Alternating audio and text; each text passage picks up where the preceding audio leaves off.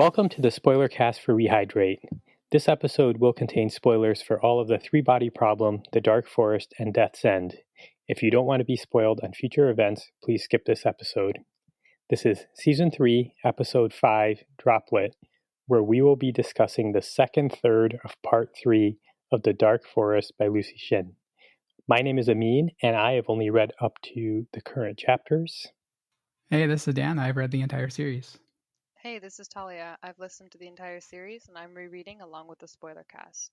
So we did have one follow-up email from a listener who has emailed us a bunch of times, Frank. He was following up on some of the stuff we talked about from last Spoilercast, so I wanted to read it. So his email says, life has small ironies. During last episode, the Spoilercast accompanying Season 3, Episode 4, you were interested in hearing from someone who prefers the first book and most disliked the third book. And I know just that person, not personally. I'll explain.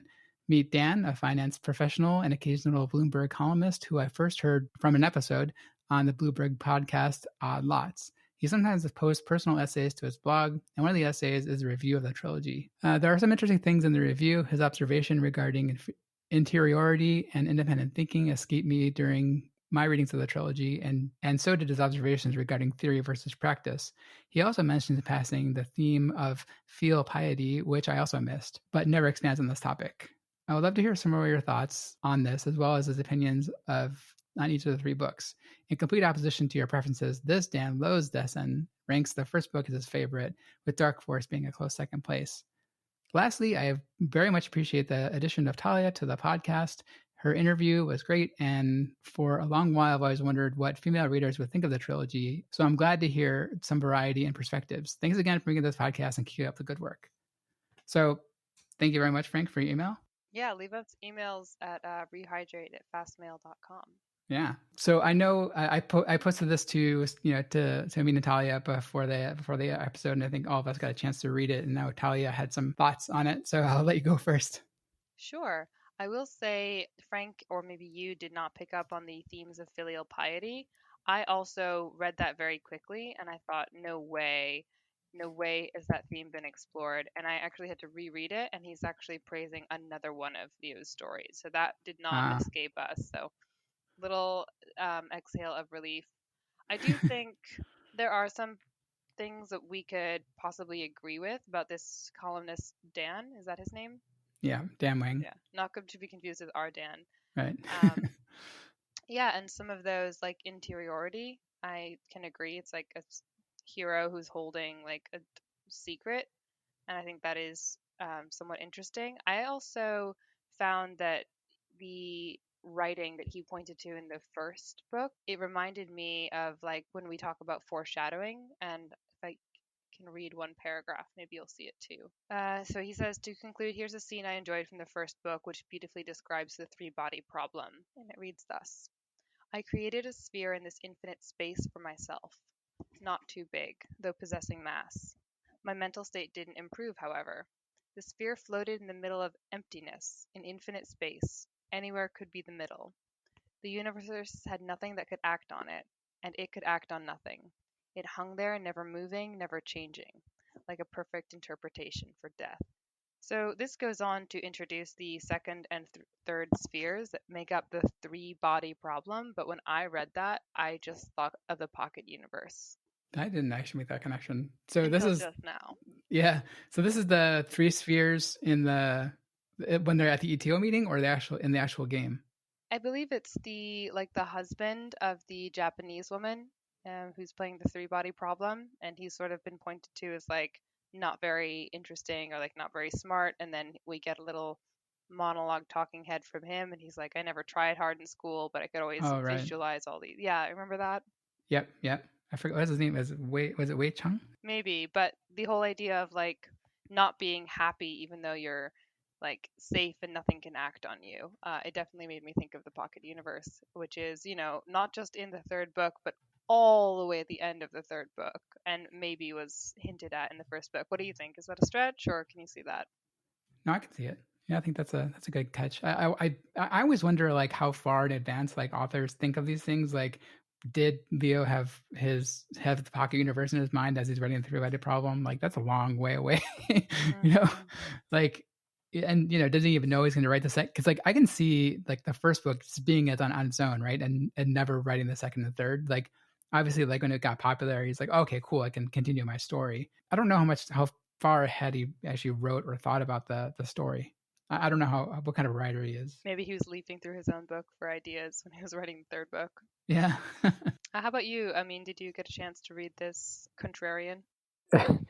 I did, and not having read the third book, I don't have an opinion on the quality of the third book relative to the first two. So one of the things that Dan Wang, the other Dan, talks about is identifying with the themes of the Great Stagnation, which is a book by Tyler Cohen, who's a fairly well-known, I would say, libertarian economist. But I think that connection, I hadn't made that connection in this. I think that was, and as I think about it, I think a lot of science fiction really works.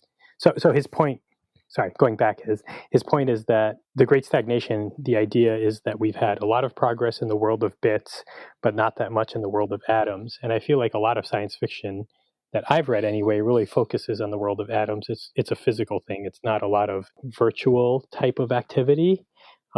Obviously, the three-body problem game in here is about bits, and it seems like a fairly advanced game. So, but I would agree with Dan W's assessment that in this book, it's more focused on advancement in the physical world and not the virtual world. Other than that, I thought his perspective was interesting, but again, not having read the last book, I don't know that I can fully agree with or disagree with this. His quote for the third book was like, it says, the third, Death's End, is too dismal for words. If you pick up the series, I suggest stopping by the end of the second book, which like the first is full of vibrant ideas. The trilogy could have wrapped up and on a smart and philosophical note. Instead, the ending felt hollow in Hollywood. I don't think that's fair at all. Like I would not characterize the third book as dismal at all. Like there's dismal parts, I guess, the part where they go to Australia, like where humanity is sort of in a lull in Australia and being herded there, but every story has that kind of stuff. And Hollywood, I don't know either. Like it has a ambiguously happy ending, I guess, in a way. I don't know. It didn't seem, all of us love the Death's End for all these reasons, that it's not a typical story, and it's, the scope is so grand, and the main character is like, always like full of optimism and looking for the better side of people, and not just choosing the easy route of just destroying things just to destroy them. I don't know. I do not agree with this perspective at all. And I didn't see any really good perspectives as to why the first book is so much better. Like, I think all the themes that he talks about here are right. I think the interiority thing is a good one, and talks about anti-intellectualism, which I think is also it's a prevalent concept throughout especially the first book, right? Like the whole premise of the first book is like, it seems like the Trisolarians are actively trying to make people against, intellectualism, so they'll be against science, so they won't continue science, right? But I don't see any really good reason here why he doesn't like the third book. All of the people who I see who do not like the third book, and it's not many of them, but it all seems to be like they hate Changxin. That seems to be like the biggest reason.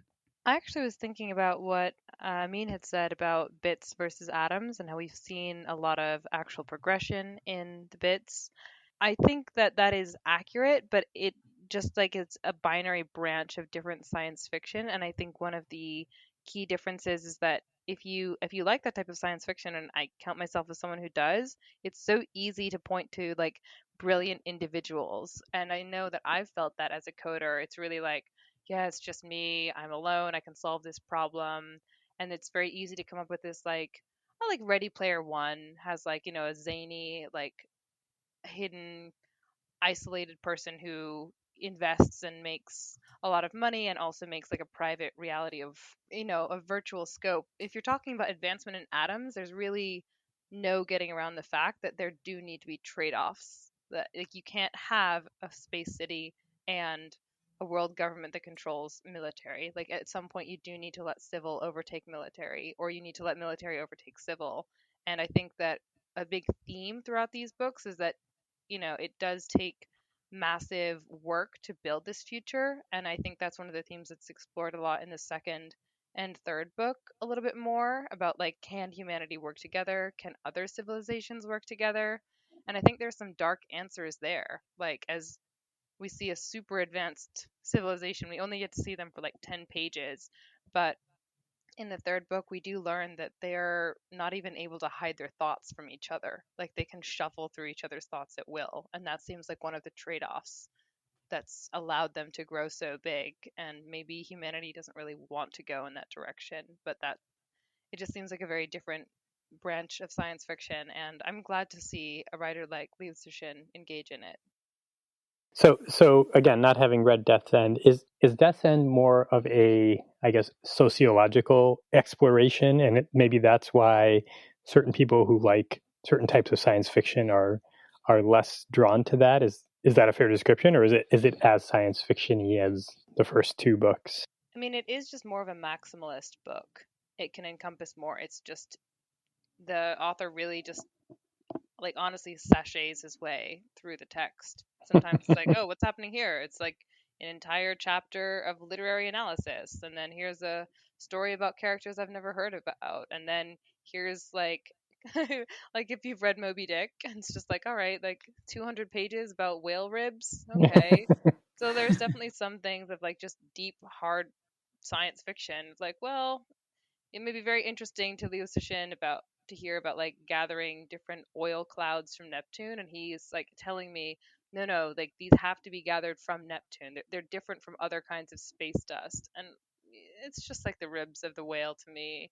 Like I wouldn't know it, but I wouldn't say it's any less science fiction-y than the first two. I would say like the second book is more in-depth sociology, like there's definitely sociological elements in the third book, more about like how society would react to bigger and more fantastical kind of and more futuristic, things. Like how would humanity react to the development of light speed, right? Like light speed ships, and how would people fight for that or not fight for that, and what are the dangers? And there's bigger, more grander concepts where the first one is more grounded in like the Wall Facer project, right? Where it's like more current day. But then at the same time, in the third book, there's also like grander science fiction ideas, like like lightspeed ships and fourth dimensionality and two dimensionality. Like there's a lot of like kind of mind-blowing concepts that happen in the third book, where the second book seems a little bit more grounded in something that's more realistic, I guess. Like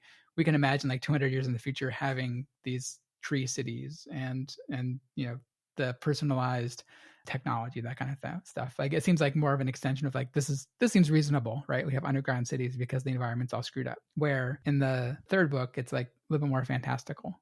Mm-hmm. I can agree with your assessment, Dan, though, about like why this author seems so misled, and I have one piece of evidence that I think is going to prove why this is not something to be taken seriously. And it was his favorite part of Death's End, which he quotes. And he said, like, my favorite part, they test out a version of the Orion project, sending an object through space by exploding small hydrogen bombs behind it. Like, I read that sentence and I literally had to think, like, what is he talking about? When does that? Oh, you mean like in the first like 20 pages? Like that? Oh yeah, I the mean, staircase stuff. Yeah. yeah, I mean, it's kind of cool. It's like, I mean, it's kind of cool, but it's also just like a better version of something Earth has already done, and like theoretically it should work.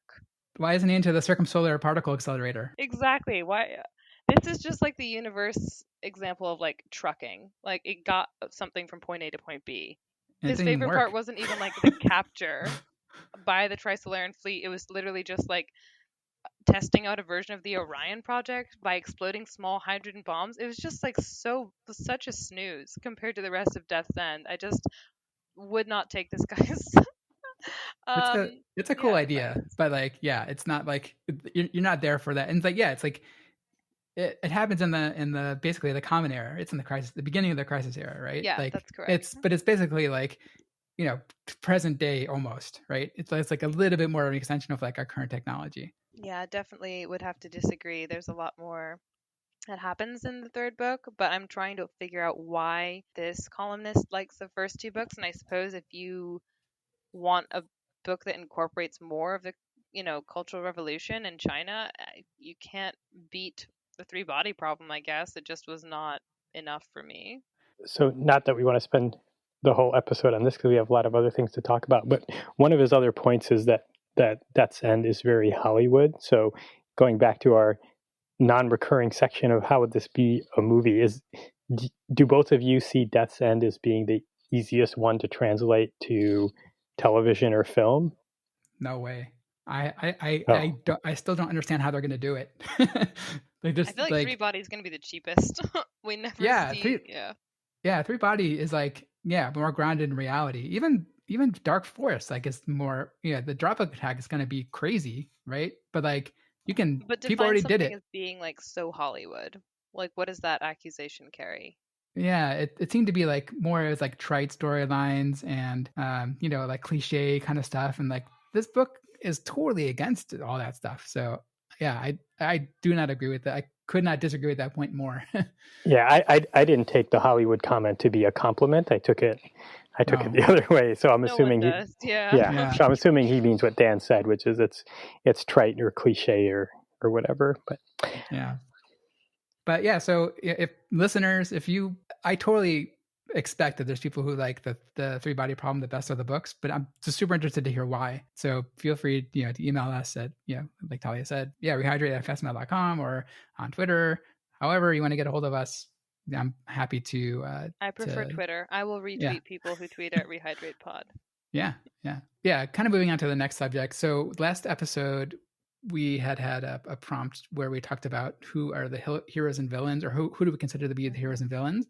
And I thought of somebody like, oh, you have a follow-up pup to that? Yeah, I thought of someone like immediately after we stopped recording, and it's AA. AA is a hero of the story. She like helps Chung-Xin throughout her journey throughout the entire thing, and like supports her and like encourages her. And so I would consider her to be a hero of the story. So your first choice is Yun Tianming and your second is AA. Interesting. Everyone loves AA. She's the best. She's the best. That's true. I'm excited to see how she's portrayed on screen. But yeah, so I guess maybe let's just dive into this episode. So let's finally like talk about what happened in this episode. So just briefly, we start with humanity's overconfidence, and like I said on the main show, it's really funny to kind of read back on it and like see like a human just being so arrogant and so like, oh, we're so magnanimous, we're gonna give the Trisolarans Mars. Like, how great are we? just the totally humanity being dumb. And then we have the Droplet encounter, which is great, and all the dinghy stuff, and then the attack, which is also spectacular. Then we go right into the Starship Earth part and the Battle of Darkness parts, which are really heavy subjects, and so a lot happens in this part of the chapter. And like I mentioned before on the main show, super consequential to not only this book but the entire story. Like, it sets up basically all the events that happen in the rest of this book, but it also all the stuff that happens in the next book as well. I was reading ahead a little bit. Did we cover the magnification, like when they find the Droplet and magnify it, in this section as well? Yep. Yeah, that's what I figured. Yeah, the part where he like where Dingy gets mad, he's like, your instruments are broken, like give me more. Enhance. Enhance, exactly. It's so interesting to have that reckoning with Trisolaran technology that's happening at the same time in like two different places, like, or not two different places, because no one who sees the Droplet close up like lives to tell about it.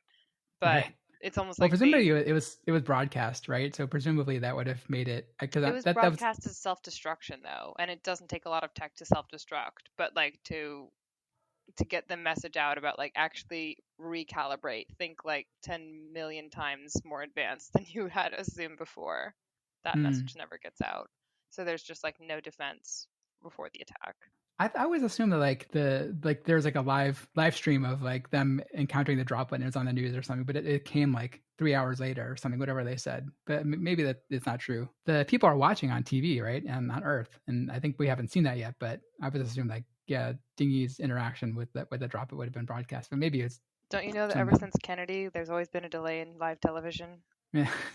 Yeah, I'm not sure, but I did sort of get the sense that was like another piece of humanity's arrogance, like that they don't even bother to find out what the physicist is finding out.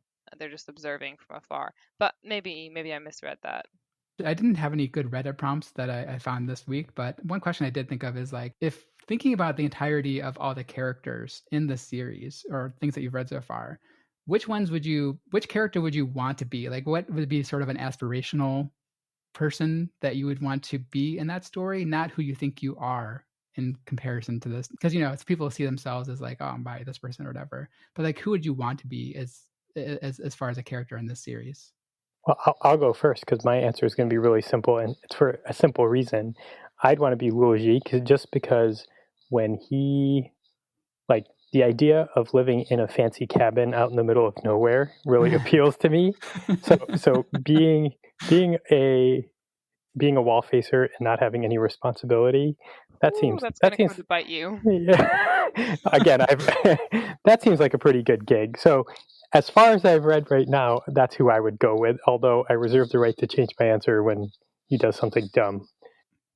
He never does anything dumb. It's not dumb. It's just like he doesn't live a sacrifice-free life. Oh, got it. Yeah, it's more like he pretty much sacrifices his entire life. Not sacrifices in that he dies, but those 5 years, those 5 year vacation. Yeah, right. Seems pretty nice. That's a good Dan, story. what made you think of it? Like, do you have someone in mind, or are you just mining for our opinions? No, I do. So I mean, like particularly like reading this section, like I think if I was to choose somebody in the story, I think it would be Dingy because like I was gonna say the same thing. He's so awesome. Like he doesn't care. He like says whatever he thinks. He's like this really respected scientist. He has enough respect from people to basically say, I'm going to kill myself if you don't let me go see the Droplet first. So like having that kind of respect in like a scientific kind of community, like is super appealing to me as a person who works in technology and, like is always looking for ways to, like kind of get my opinion out there and have people like respect it. So he's stone cold. I think Dingy is a great choice. Additionally, because it's almost like he just also seems the most prepared. He's like a physics professor. He hibernates to get his way for hundreds of years, wakes up and goes back to his old job teaching physics, and then gets to go out on a spaceship. Definitely. I would probably, a lot of people would choose like a more heroic person. Like, I don't know, like Zhang Beihai. I could see a lot of people choosing him because he's like a cool military guy and like gets his way. Like he like forces his way. But Ding Yi is on the same flights that Zhang Beihai is on, and like Ding Yi and Zhang Beihai like celebrate nuclear fusion. I don't know. I feel like they could be a little duo as well, like AA and Changxin. Right.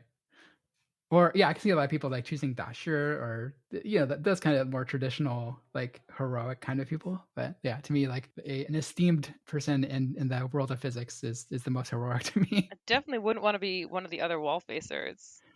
Yeah, I don't think I would choose Diaz. I don't think so. This is going to be a tangent, but when I was looking at this, and I thought it was interesting, the way I have very limited knowledge of Chinese. I know maybe like 20 to 30 characters by memorization. And so, but I'll often want to like look up stuff, in the original text and see how they translate to the original one and try to look it up. So the way I do it is like I look at a PDF and like look for characters or look for like markings that I can like kind of catch up on, right? And so like, and then I'll go to Google Translate and translate them. Anyway. Long way of me saying like I thought one of the interesting things, and I don't know, and this is a question for Thalia, maybe you didn't catch this, but like one of the things I noticed is like when they address Ding Yi in the Mantis, or maybe not the Mantis, but when they go to meet the Droplet, she addresses him as Nin, which is the more honorific way to say Ni, you, right? So it seemed like she was like being more reverent of him, and I don't know if that's true for like all elders that they talk to in this book or in Chinese. I guess that's more of a question for you. I believe that would be reserved for, I mean, they do respect him, and he is older. So even though he's not like her military superior, I think he is still seen as Shizu's superior. Am I thinking about the right person, or is Shizu the other commander? No, that's right. Who like tells them that like, oh, I actually don't know anything about Guangzhou. I'm like born on the Space Force. I think. Oh, I think she also saying or it was Hangzhou, right? Mm-hmm. Because like her name like means something to do with like one of the lakes there or something. Yeah, exactly. Not a lake I know. I learned that from the footnotes. That's where I get most of my knowledge. But I think there's also like a little bit of reverence that the people in this era have for Common Era people. I don't know if you saw that, but I did, especially in the reread. Yeah. when they're saying like, oh, but he can learn our ways, but we'll never know his ways. And like Common Era people are so cool, but they know how to farm. They remember all these old skills. They can be self-sufficient. So I think there's just built-in respect for those long-term hibernators.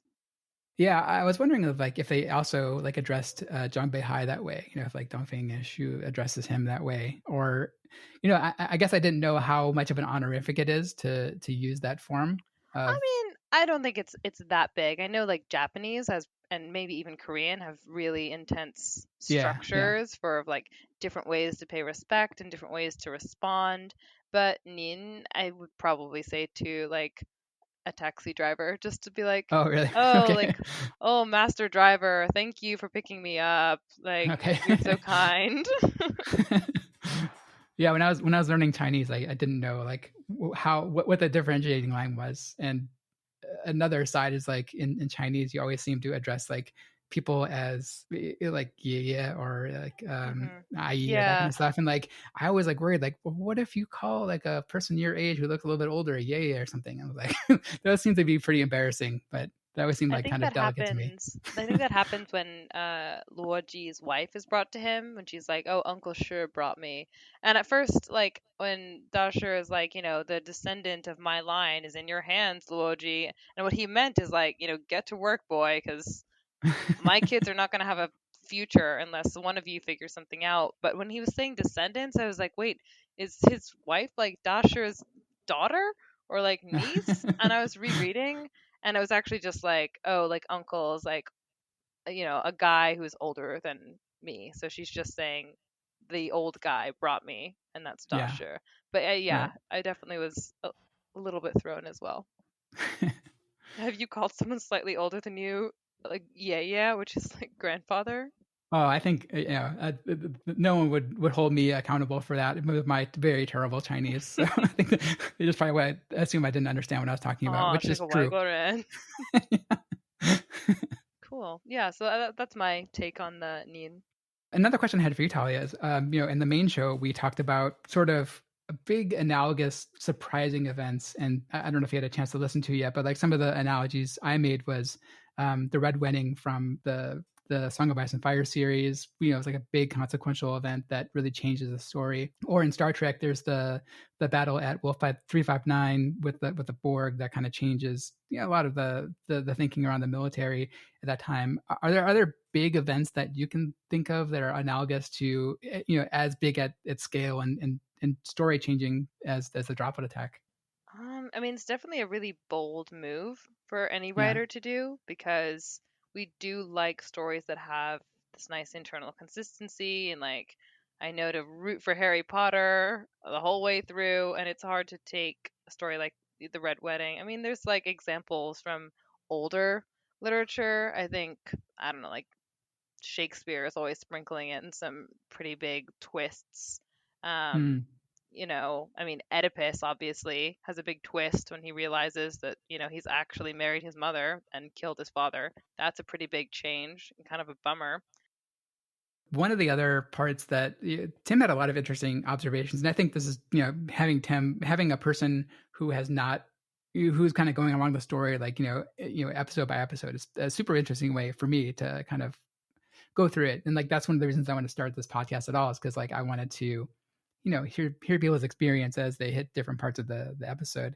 And so one of the quotes that he had is like, there's nothing anchoring the story other than being a neutral observer. So talking more about like that there's no characters you can really hang on to. Like Logi is the main character of this one, but it comes and goes. And I think like both Amin and Tim have said like we don't really know what he's going to do, right? Like what's his purpose, especially when they jump to the future and it seems like Logi seems like just he'd be useless now, right? He's a citizen. Like obviously next chapter it becomes super important.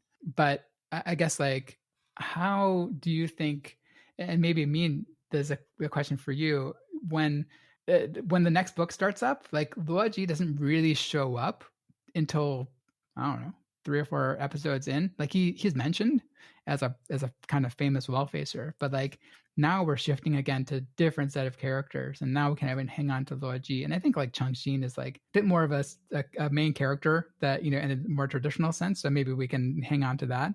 But like the fact that we shifted from Wang Miao and now we're getting away from Luoji too, I don't know, like how, I guess knowing that, how do you feel about that? I kind of gave up on getting involved in the characters a while ago.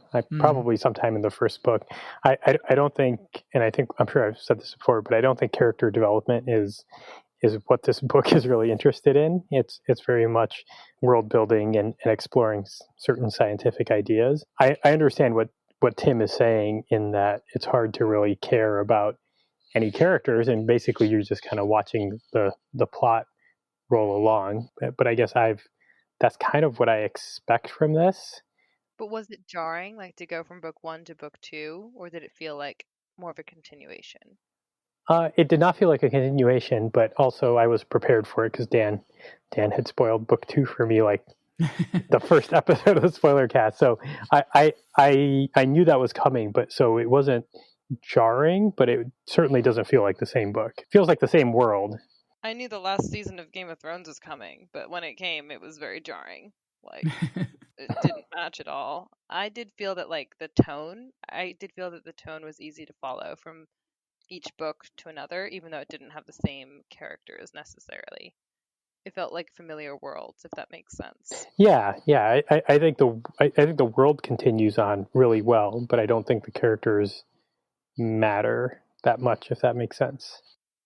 That's true. I mean, I would agree with that, especially for the first 2 books. Like I said, I think Changxin does have more of a character, and I guess like I cared about Yo Jie in a way. I mean, I understood her story and like her motivations, but it's it's kind of hard to root for her when she caused all and then caused all this stuff, but like she started all the all these things happening, right? But you understood like why she did it, and it's sympathetic, right? Like, you understood like her motivations, I guess.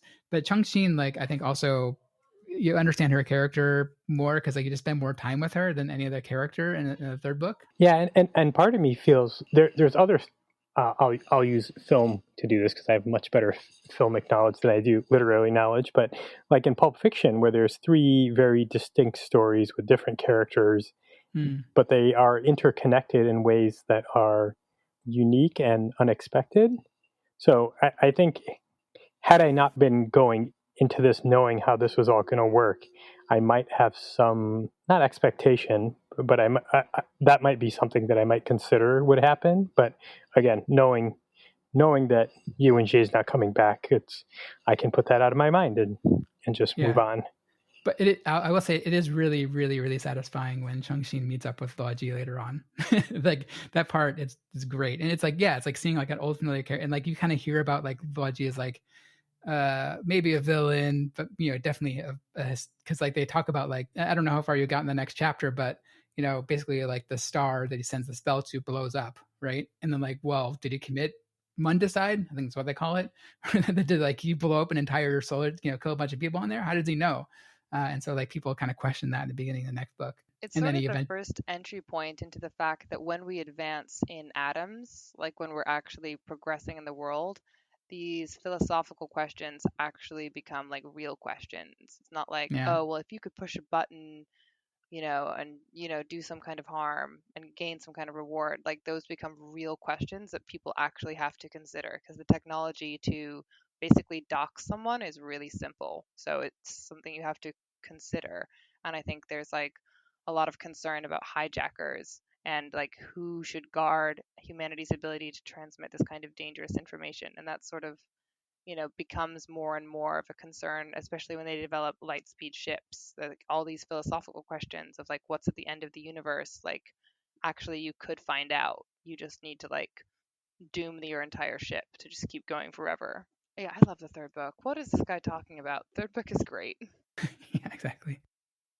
Okay, and so one other kind of silly thing that I thought of, like the Tim was another thing that Tim was saying was he's saying talking about how they're maybe going to add kids to flesh out the characters a bit more. That kind of talking about like, are they going to ruin this series by adding all these stupid little kids? And it made me think of like that scene on the launch pad when AA gives like basically like that tech interview to the to the kids on the launch pad with the brain teaser questions.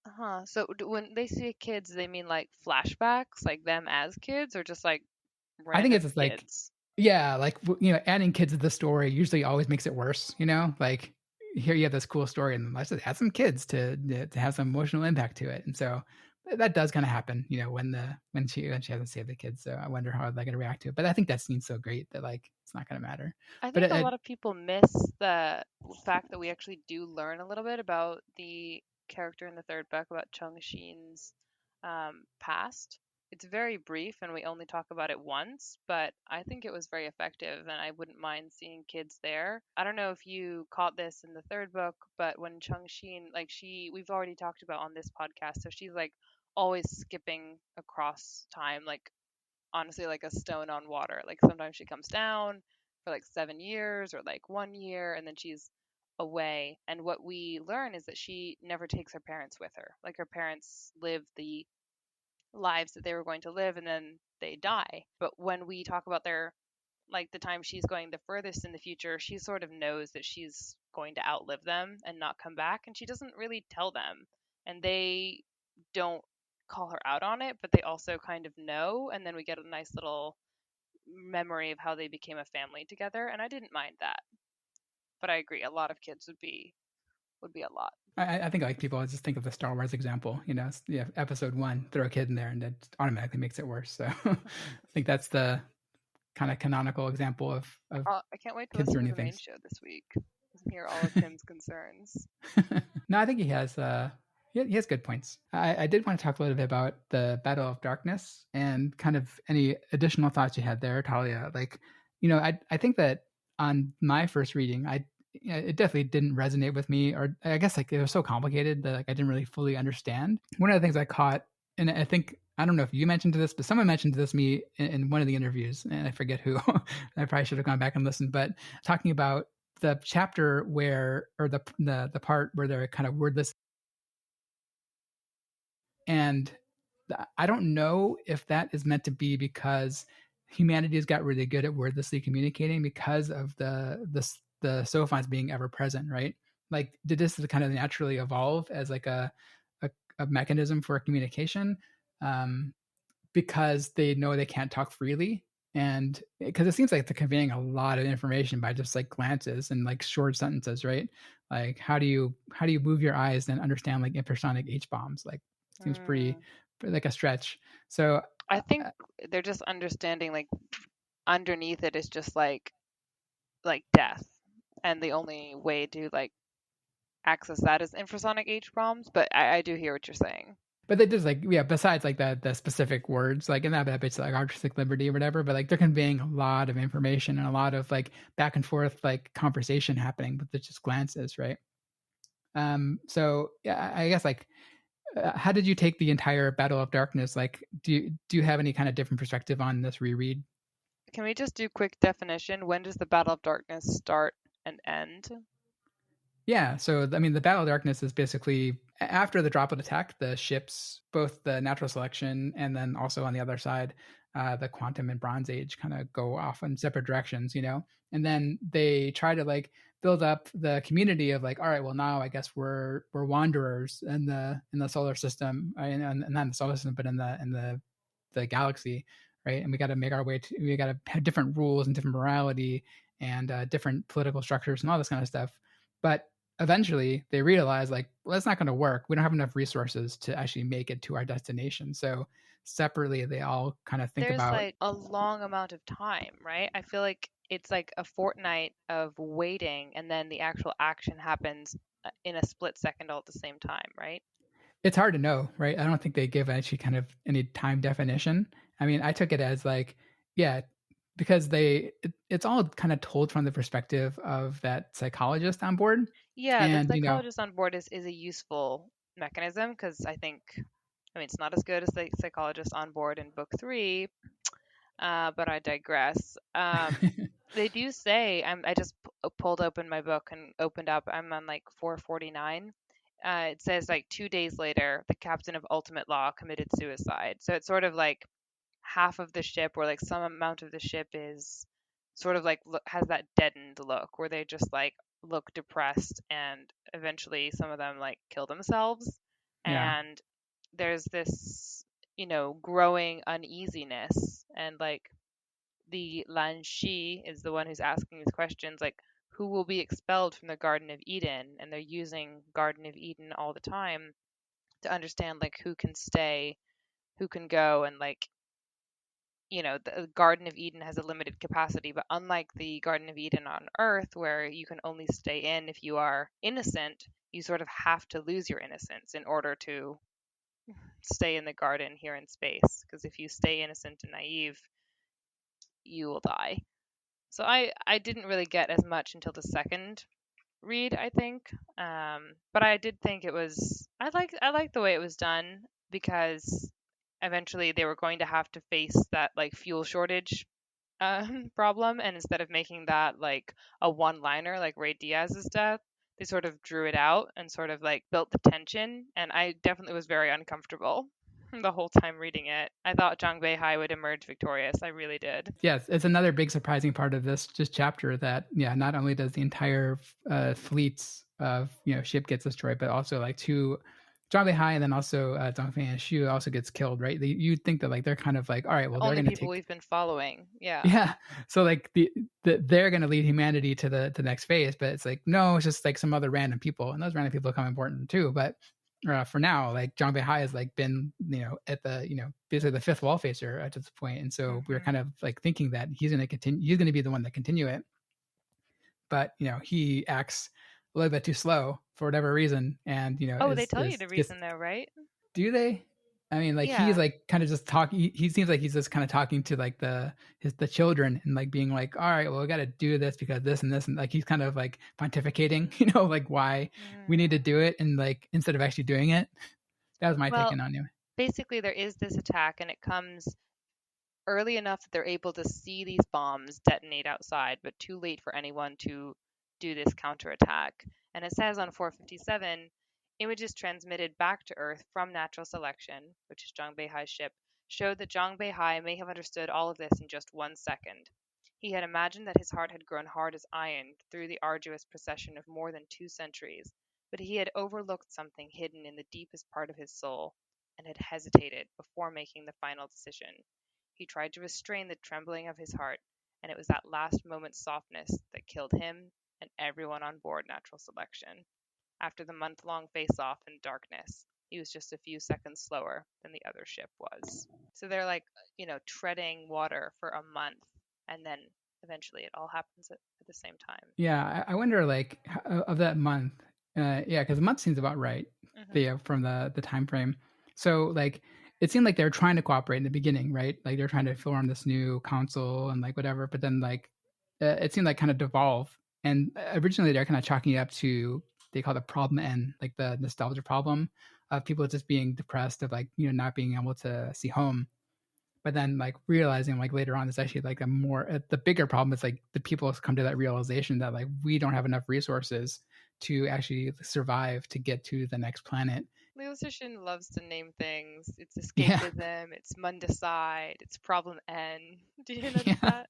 He loves factions, and he loves naming these kind of concepts. But yeah, like the month seems right for that. But so I guess then I don't know if like the month is like the time where the council broke down and like people are like kind of being more and more isolated, to their ships and like thinking about these things. And I guess they can't really talk about them. That's why they communicate wordlessly, because like they're I don't know, there's maybe bugs or the information we transmitted somehow. But it is like when they are crunching the numbers, it is pretty devastating. I think the figure they arrive at is like it'll take us 60,000 years to get there.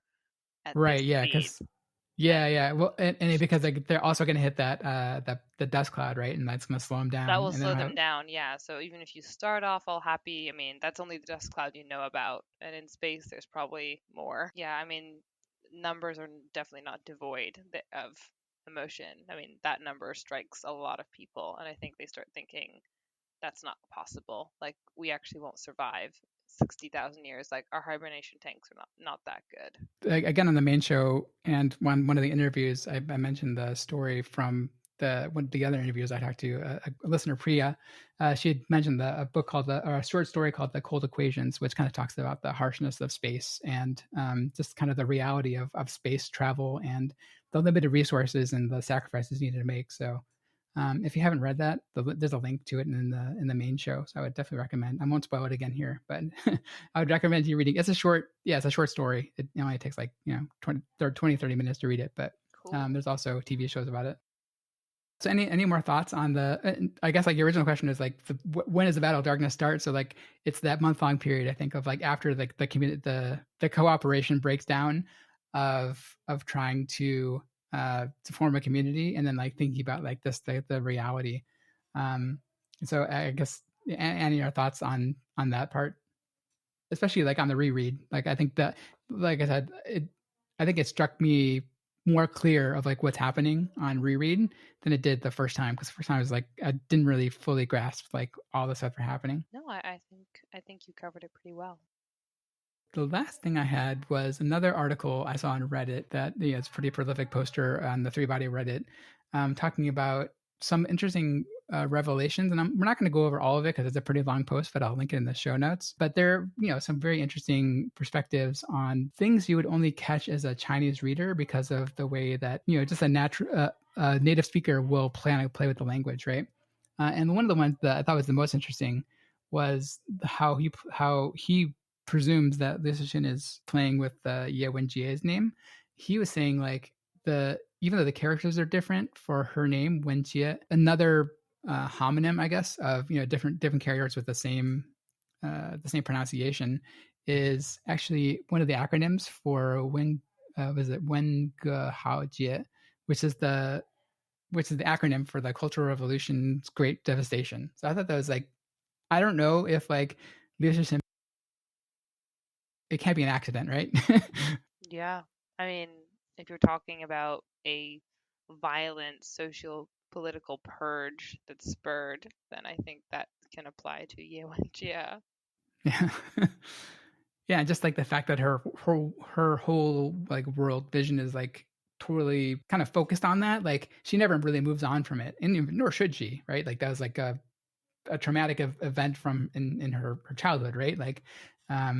But the entire story is kind of propelled from that. Well, yeah, poor Ye Wenjie. She has no one to blame. Remember when she finds those 4 girls who were responsible, and their lives haven't turned out any better than hers. There's no one really to account for that. I think she could blame her mother, but that's about it. Can't we all? She's not a fan of her mother. But yeah, I would recommend. There's a lot of information in that Reddit post, and so I'll definitely link it here. And maybe I linked it a little bit late for Thalia and Amin to really kind of digest through. But maybe if we have more for it for next time, we can talk about it. Okay, so any other thoughts or questions around this part? I mean, I don't know how far. I think you had said you had read ahead a little bit. I don't know if you'd finished it, but I guess anything that you're looking to get more clarity on before you finish the book?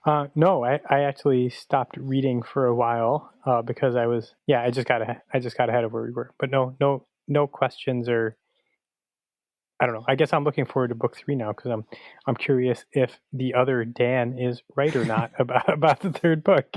Yeah, it seems pretty universal that everyone loves Death's End except for him. But again, listeners, contact me or us if you disagree, because I'm really interested to hear. I think there's totally valid criticisms of book 3 and of the series, especially when it comes to misogyny and that kind of stuff, and maybe there's some stuff that's kind of glossed over. I think I don't know if Dan Wing also made this point, I guess getting back to his article about how it seems Earth was kind of cooperating a little bit too easily, there's a little bit too easy consensus of people and of political bodies kind of agreeing on things, where I think in reality it'd be a little bit more difficult.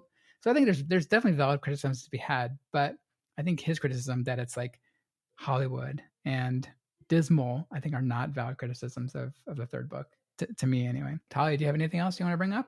I'm really looking forward to the next episode. We should definitely mention in the outro that people who haven't caught up can, catch up in the next 3 weeks and tune in for the third book.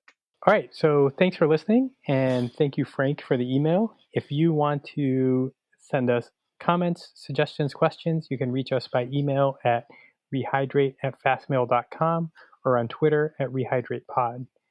Join us next episode as we finish up the Dark Forest. with the episode called The Snow Project, and we'll talk to you soon. Thanks.